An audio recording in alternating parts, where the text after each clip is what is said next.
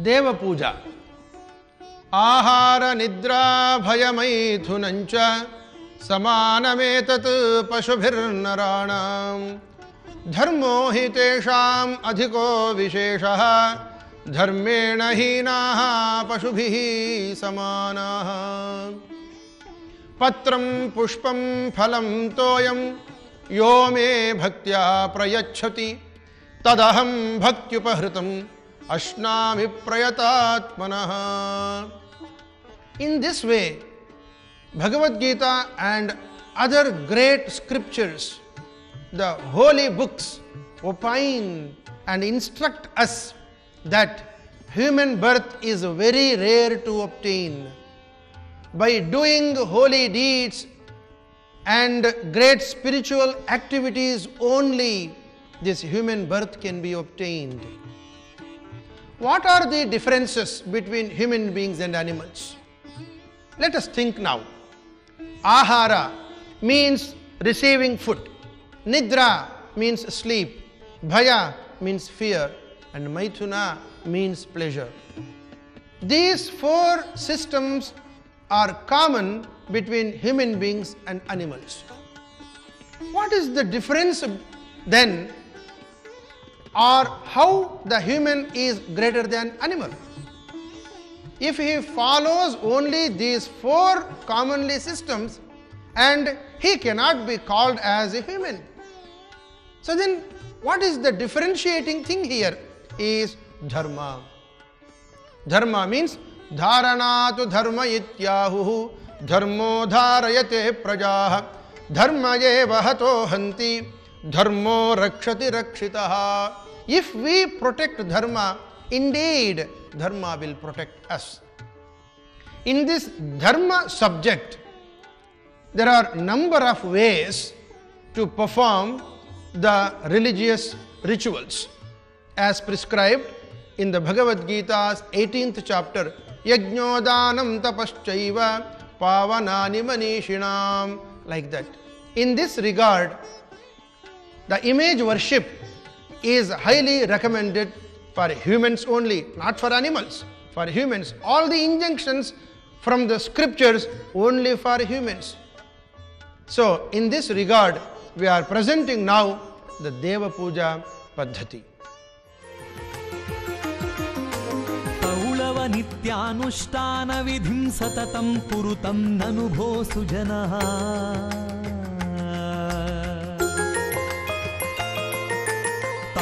Nityanushtana vidhim satatam purutam nanubho sujana karane niyatam purushartatama syajane narake satatam vasati. As image worship is recommended to show our true devotion to the Lord, now I am going to tell you what are the requirements for Deva Puja. The sandalwood paste means gandha, akshata means pasted rice, Shuddhodaka means pure water, and Dhupa means incense sticks, Deepa means the cotton wicks dipped in ghee or oil, like that. Later on we have given you the list of puja materials. Please look at that and follow the instructions. And the events in Deva Puja Paddhati go like this. Achamanam, Pranayamaha, Sankalpaha, Shankha Puja, Kalasha Puja, Avahanam, Abhishekaha, Alankaraha, Dhupa, Deepa, Naivedya, Mangalarati, Pradakshina Namaskara, etc. All these activities symbolize our true devotion and concentration unto the Lord. Syajane narake satatam vasati. Taulava nityanushtana vidhim satatam purutam nanubho sujana karane niyatam purusharthatam syajane narake satatam vasati.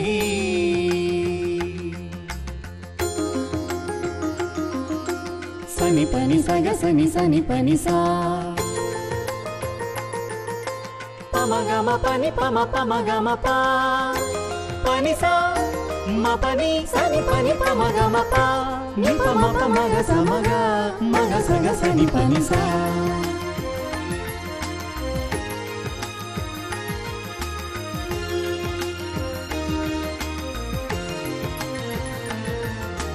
నతతోత్స్య పరం జగతీడ్యతమం పరమాత్పర తత్పురుషోత్తమతః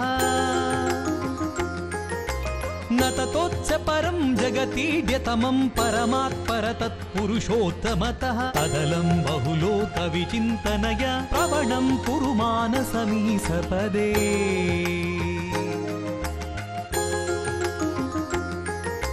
నతతోత్స్య పరం జగతీడ్యతమం పరమాత్పర తత్పురుషోత్తమతః తదలం బహులోక విచింతనయ ప్రవణం కురు మానసమీ సపదే పౌళవ నిత్యానుష్ఠానం పౌళవ నిత్యానుష్ఠానం పౌళవ నిత్యానుష్ఠానం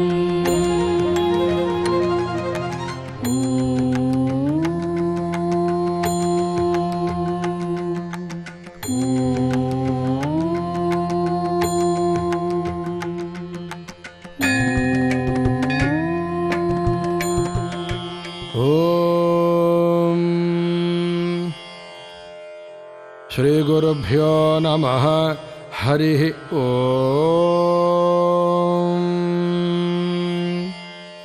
ಪ್ರಾತಃ ಪ್ರಭೃತಿ ಸಾಯಾಂತಂ ಸಾಯಾದಿ ಪ್ರಾತರಂ ತತಃ ಯತ್ಕರೋಮಿ ಜಗನ್ನಾಥ ತದಸ್ತು ತವ ಪೂಜನಂ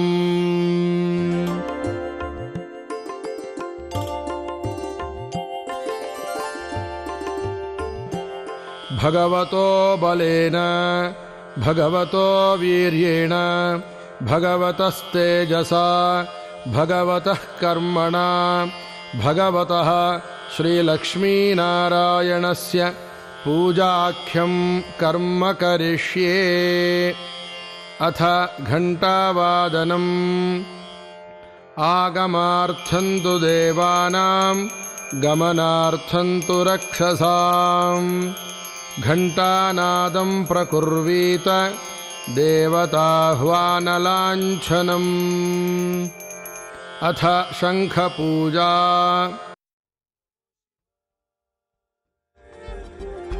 ಸಹಸ್ರಾರಹುಂಫಟ್ ತ್ವಂ ಪುರಾ ಸಾಗರೋತ್ಪನ್ನೋ ವಿಷ್ಣುನಾ ವಿಧೃತಃ ಕರೆ ನಮಿತಃ ಸರ್ವದೇವೈಶ್ಚ ಪಾಂಚಜನ್ಯ ನಮೋऽस्तु ತೇ ನಿರ್ವಿಷೀಕರಣಾರ್ಥಂ ತಾರ್ಕ್ಷ್ಯಮುದ್ರಾಂ ಪ್ರದರ್ಶಯಾಮಿ ಅಮೃತೀಕರಣಾರ್ಥಂ ಧೇನುಮುದ್ರಾಂ ಪ್ರದರ್ಶಯಾಮಿ ಪವಿತ್ರೀಕರಣಾರ್ಥಂ ಶಂಖಮುದ್ರಾಂ ಪ್ರದರ್ಶಯಾಮಿ ಓಂ ಪಾಂಚಜನ್ಯಾಯ ವಿದ್ಮಹೇ ಮಹಾದರಾಯ ಧೀಮಹಿ ತನ್ನಃ ಶಂಖಃ ಪ್ರಚೋದಯಾತ್ ಓಂ ಓಂ ನಮೋ ನಾರಾಯಣಾಯ ಓಂ ಪೌಳವ ನಿತ್ಯಾನುಷ್ಠಾನಂ ಪೌಳವ ನಿತ್ಯಾನುಷ್ಠಾನಂ ಪೌಳವ ನಿತ್ಯಾನುಷ್ಠಾನಂ ಪೌಳವ ನಿತ್ಯಾನುಷ್ಠಾನಂ ಓಂ ಭೂರ್ಭುವಸ್ವರೋಂ ಅಪವಿತ್ರಃ ಪವಿತ್ರೋ ವಾ ಸರ್ವಾವಸ್ಥಾಂಗತೋಪಿ ವಾ ಯಸ್ಮರೇತ್ ಪುಂಡರೀಕಾಕ್ಷಂ ಸಬಾಹ್ಯಾಭ್ಯಂತರಃ ಶುಚಿಃ ಅಥ ಕಲಶಪೂಜಾ Kalasha Puja. In Deva Puja, 2 kalashas means 2 vessels will be used.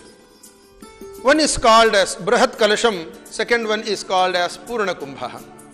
In this Brahat Kalasha, we just keep fresh water and only tulasi. Here, we decorate with gandha and keep little bit gandha inside and water and tulasi and fresh flower.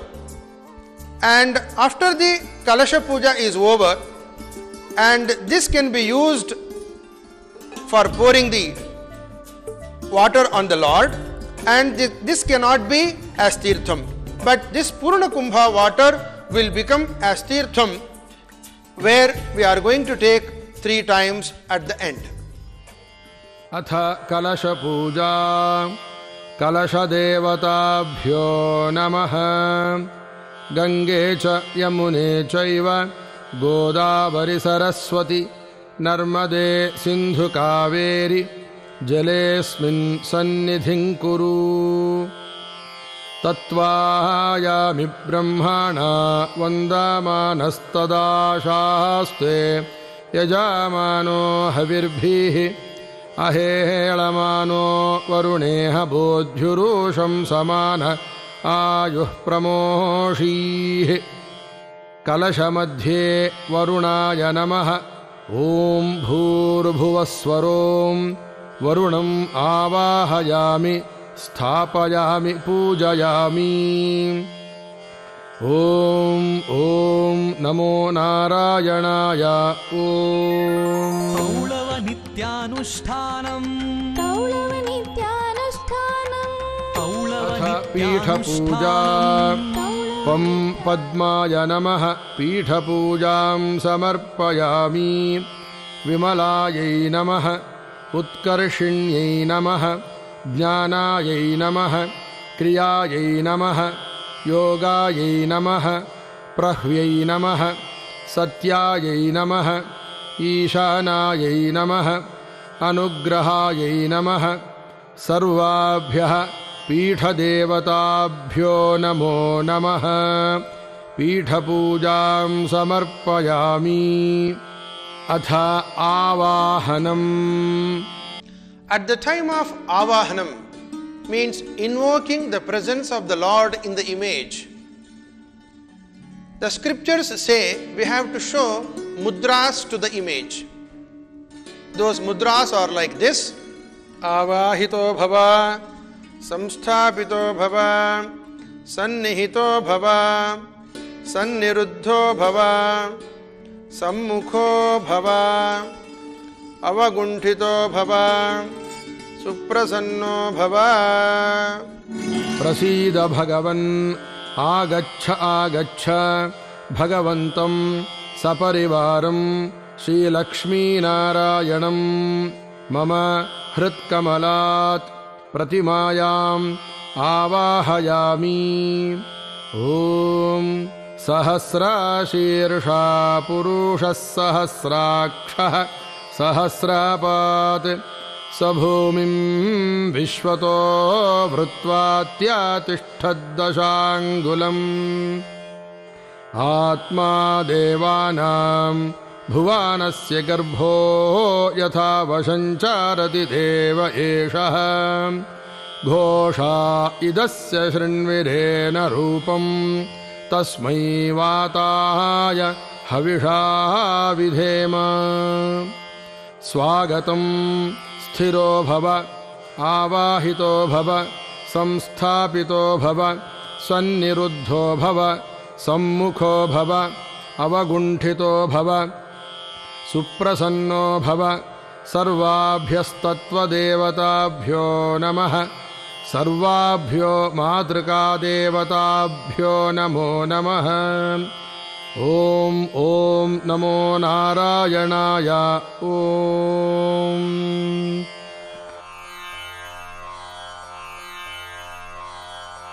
Bho Swamin Jagatan Natha Yavat Puja Vasanakam Tavat Sampriti Bhavena Bimbesmin Samsthito Bhava Atha Shodashopachara Puja Om Namo Narayanaya Arghyam Samarpayami Om Namo Narayanaya Padyam Samarpayami Om Namo Narayanaya Achamanam Samarpayami Om Namo Narayanaya Madhuparkam Samarpayami Om Namo Narayanaya Punarachamanam Samarpayami Athasnanam.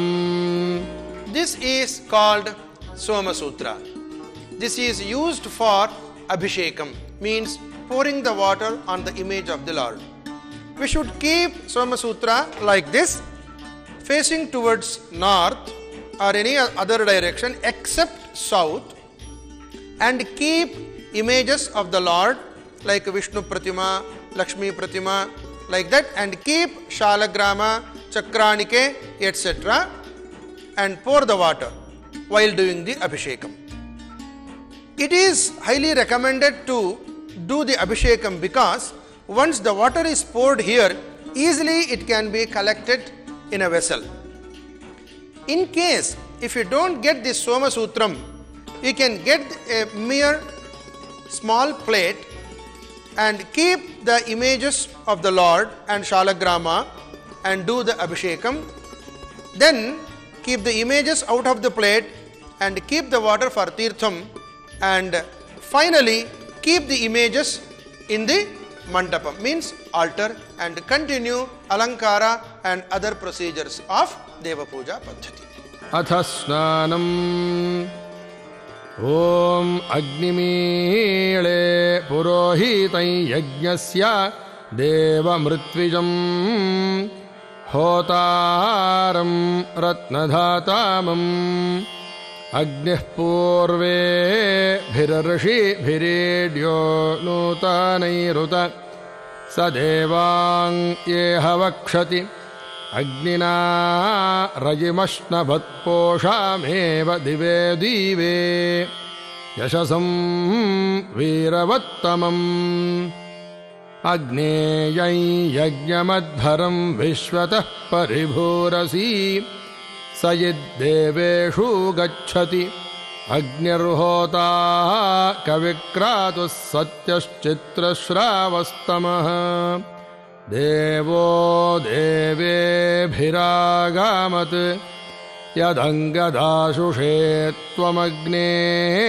Bhadrankarishyasi Tavet Satyamangiraha Upatvagne Dive Dive Dosha Vastardhiya Vayam Namo Bharanta Emasi Rajanta Madbharanang Gopamrutasya Didivim Vardhamanam Svedame Sanah Piteva Sunavegne Supayano Bhava Sachasvana Swastaye Om Sahasra Shirsha Purushas Sahasrakshas Sahasrapat Sabhomim Vishwato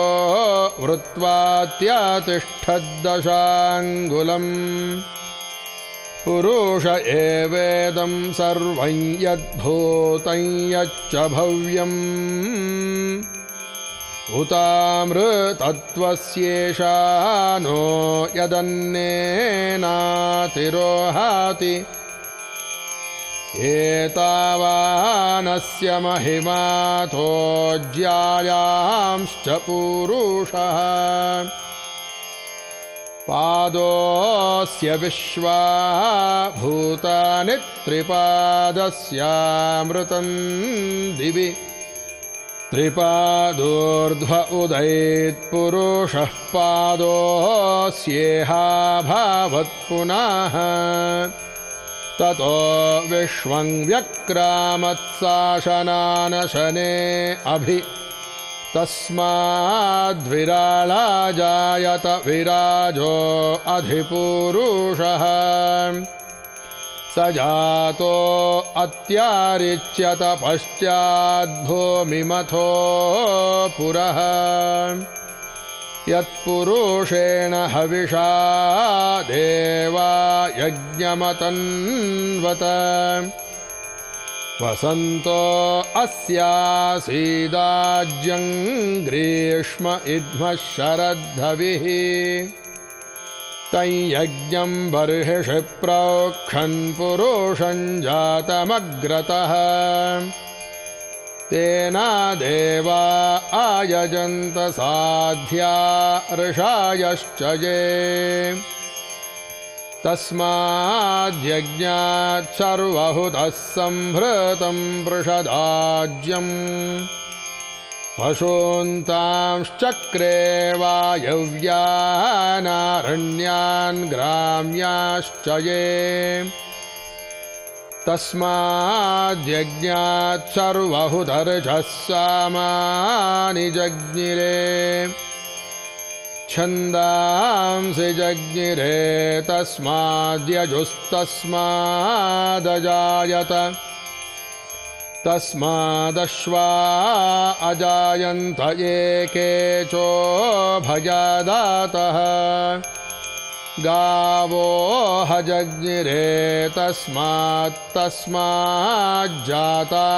आजावयाः यत्पुरुषं व्यदाधुः कतिधा व्याकल्पयन् मुखं किमस्य कौ बाहू का ऊरूपादा उच्येते ब्राह्मणोऽस्य मुखमासीद् बाहू राजन्यः कृतः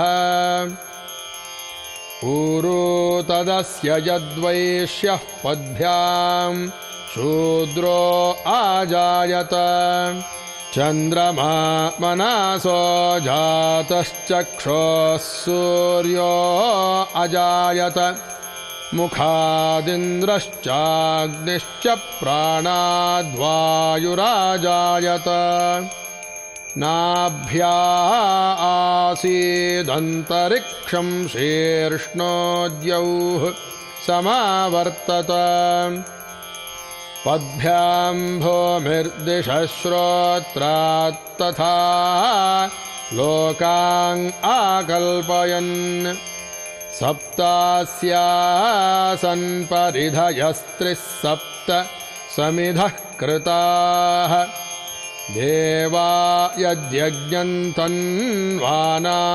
अबध्नन् पुरुषं पशुम् यज्ञेन यज्ञमायजन्त देवास्तानि धर्माणि प्रथमान्यासन्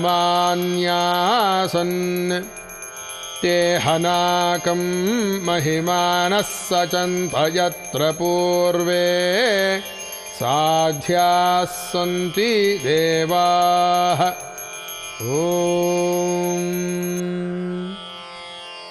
ॐ नमो नारायणाय स्नानं समर्पयामि ॐ नमो नारायणाय वस्त्रयुग्मं समर्पयामि ॐ नमो नारायणाय विभूषणं समर्पयामि ॐ नमो नारायणाय उपवीतं समर्पयामि ॐ नमो नारायणाय गन्धान् समर्पयामि ॐ नमो नारायणाय दूर्वायुग्मं समर्पयामि ॐ नमो नारायणाय अलङ्कारपुष्पाणि समर्पयामि अथ आवरणपूजा सर्वाभ्यः आवरणदेवताभ्यो नमो नमः आवरणपूजां समर्पयामि अथ धूपदीपनैवेद्यादि धूप दीप नैवेद्यादि समर्पणम. Dhupa means incense stick. This incense stick, once it is burnt, we have to show up to the navel point of Lord, and Deepa will be shown to the face of the Lord's image, and Naivedyam should be done having fresh fruits or dry fruits. If we don't get these two, finally we can have a parched rice called as avalakki, and jaggery means bella means jaggery. So having a little bit of jaggery and parched rice, we can do Naivedyam to the Lord. Once the Naivedyam is done, means given to Lord Vishnu, then Lakshmi, and then Mukhya Prana means Vayudeva, to him also we have to give Naivedyam. Pouring a little bit of tirtham on the image of Mukhya Prana is the way of offering Naivedyam to Mukhya Prana. Atha Dhupa Naivedyadi Om Vanaspati Rasotpanno Gandhadhyo Dhupavuttamah Agreyas Sarvadevanam Dhupoyam Pratigrihyatam Om Namo Narayanaya Dhupam Aghrapayami Jyotish Shuklascha Tejascha Devanam Satatam Priyah Prabhakaro Mahateja Deepoyam Pratigrihyatam Om Namo Narayanaya Deepam Darshayami Atha Naivedya Samarpanam Om Bhurbhuvasvaha Satyantvartena Parishinchami Sashrikaya Saparivaraya Sri Lakshmi Narayanaya Naivedyam Samarpayami Om Amrutopastaranamasi Swaha Om Pranaya Swaha Om Apanaya Swaha Om Vyanaya Swaha Om Udanaya Swaha Om Samanaya Swaha Om Brahmane Swaha Sashrikaya Saparivaraya Lakshmi Narayanaya Namaha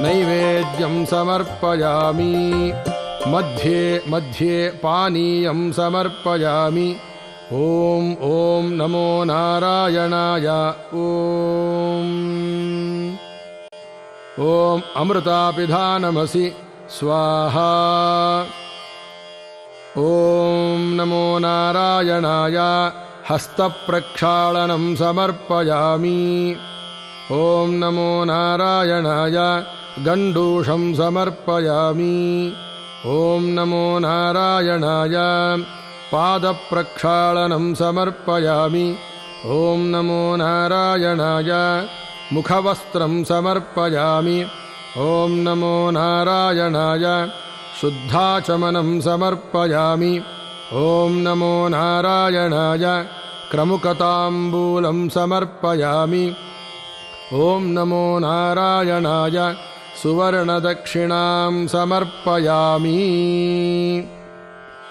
Atha Mukhya Prana Naivedyam Prathamo Hanuman Nama Dvitiyo Bhima Yevacha Purna Prajnastritiyastu Bhagavatkarya Sadhakaha Mukhya Pranaya Namaha Bhagavan Niveditam Naivedyam Nivedayami Atha Mahamangala Nirajanam Mangala Nirajanam. The cotton wicks which are dipped in the ghee or oil or sometimes karpura we can use for the Mangalarati. Once it is burning, we have to take in our right hand and hold and wave 3 times at the feet of the image first, then 3 times at the chest of the God's image, and then 3 times at the face of the image, finally 3 times all over the part of the image, like this, from head to toe, from toe to head 3 times we have to show. Then we have to receive arati and touch the heat of the fire to the eye, like this.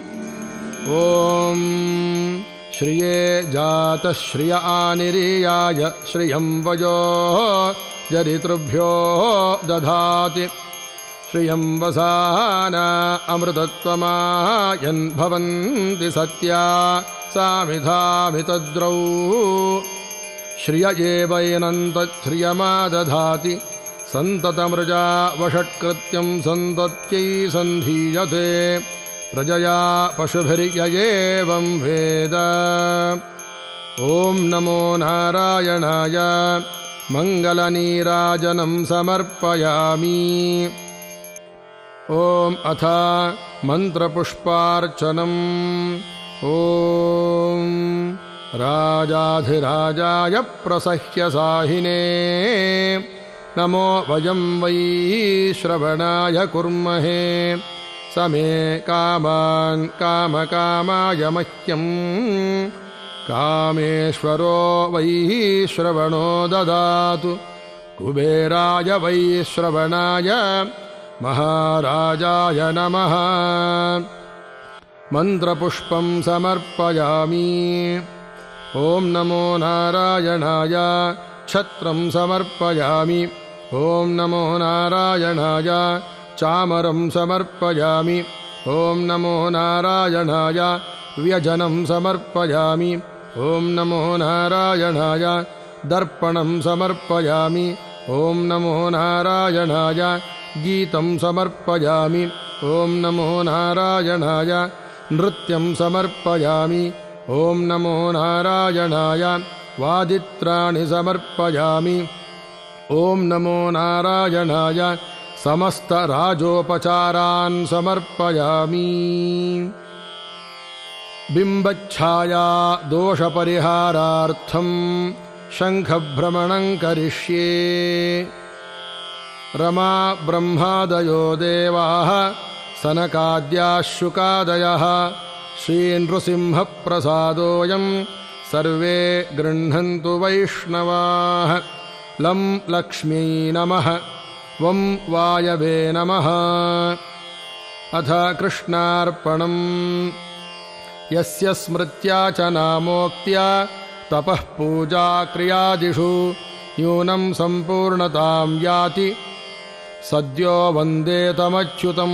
मन्त्रहीनं क्रियाहीनं भक्तिहीनं जनार्दन यत्कृतं तु मया देव परिपूर्णं तदस्तु ते।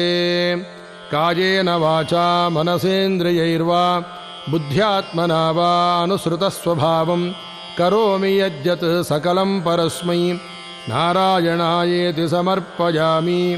नारायणायेति समर्पयामि। अनेन शुभतिथौ मया कृतेन श्रीलक्ष्मीनारायणपूजाकर्मणा मध्वान्तर्गत श्रीलक्ष्मीनारायणः प्रीयताम्।